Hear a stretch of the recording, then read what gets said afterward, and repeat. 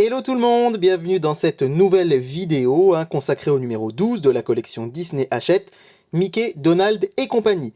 Ce numéro 12, il est sorti il y a quelques jours et comme vous pouvez le constater, il est consacré au premier des frères Raptou. Les frères Raptou, ces personnages, ces truands, ces cambrioleurs extrêmement célèbres dans l'univers des comics Disney.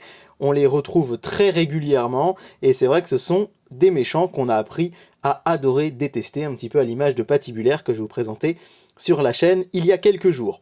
Alors les Raptou, à l'origine, ils s'appellent les Beagle Boys. Pourquoi? Eh bien parce qu'ils sont inspirés de la race de chien, le Beagle. Et c'est vrai que c'est assez flagrant, quand on regarde la tête d'un Raptou, on voit évidemment qu'il s'agit bien d'une tête de chien. Je vous avais dit la dernière fois, effectivement, avec Patibulaire, que j'avais mis très longtemps en fait à me rendre compte que c'était un chat. Pour le coup, même quand j'étais petit, j'avais vite remarqué que les Raptou étaient effectivement inspirés de chiens.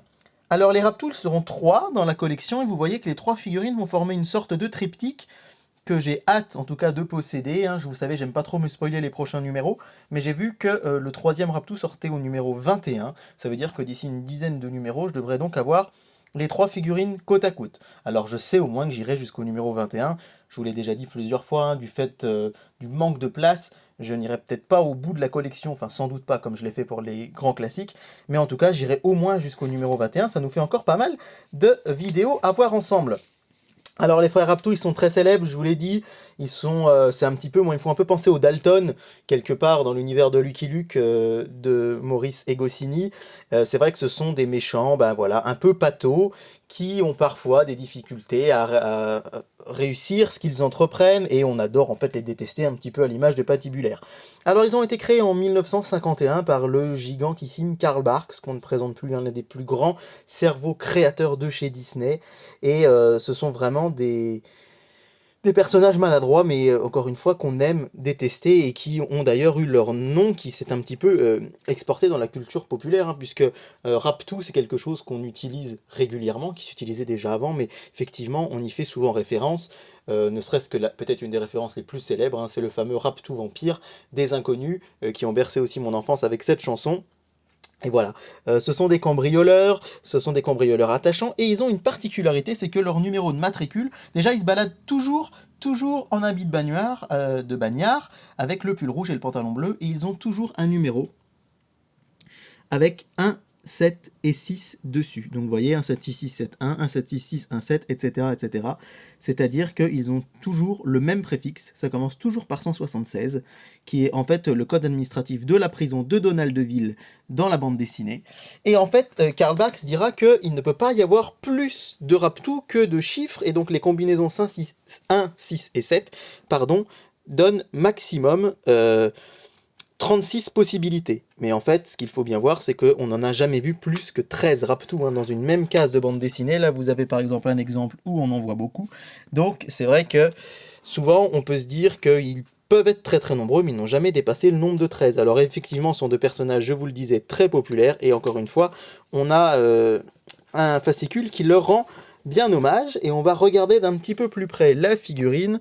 Voilà, que vous puissiez vraiment vous rendre compte des attributs de celle-ci. Alors elle est vraiment très belle, très grosse, très imposante, avec toujours, j'imagine, le copyright Disney bien sûr sur sa base.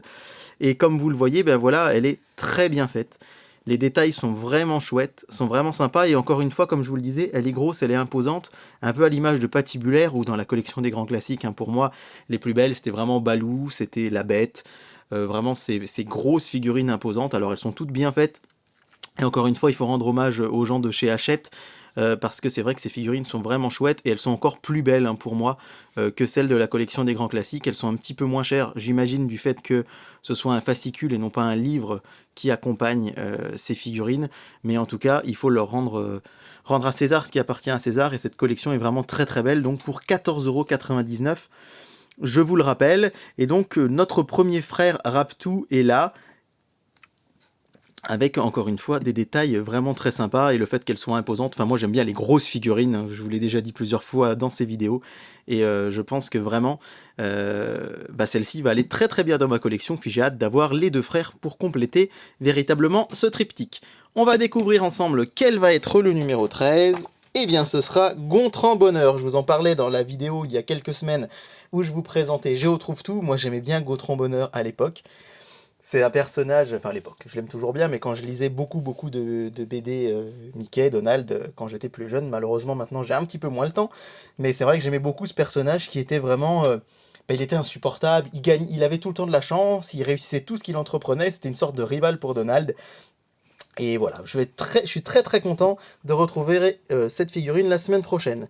Et je termine cette vidéo en faisant un petit peu de publicité pour un compte Twitter. Si vous aimez mes collections et ces collections, pardon, et les collections de figurines Disney, c'est le compte de Bertrand Bonnefoy, que vous pouvez retrouver sur Twitter, qui travaille à la création de ces collections. Et sur son compte, eh bien, c'est l'occasion de découvrir régulièrement des prochains numéros, des prototypes de figurines. Alors je vous ai dit que j'allais peut-être m'arrêter au numéro 21 ou peut-être un petit peu après, et j'avoue que lui, il arrive à me hyper et à me donner envie de continuer la collection. Il a par exemple dévoilé, là, il y a quelques jours, la future figurine de Tic et Tac, et c'est vrai que Tic et Tac, il faut absolument que je les ai dans ma collection, tellement ce sont des personnages cultes. Et voilà, c'est quelqu'un de très sympathique qui prend toujours le temps de répondre aux gens qui lui font des remarques et qui présente vraiment, il a fait un thread très intéressant vraiment sur Twitter au début de l'année où il expliquait la création de ses collections, comment on choisit les numéros, qui sera le 1, le 2, le 3, quel personnage aura le droit à plusieurs figurines, etc. Donc allez y jeter un œil sur Twitter, c'est Bertrand Bonnefoy, le nom de son compte. Voilà, eh bien je vous souhaite à tous une très belle journée, je vous retrouve très vite donc pour la présentation du numéro 13 qui sortira en milieu de semaine prochaine, et puis pour d'autres vidéos, j'espère aussi sur la chaîne. Très belle journée à tous et à bientôt!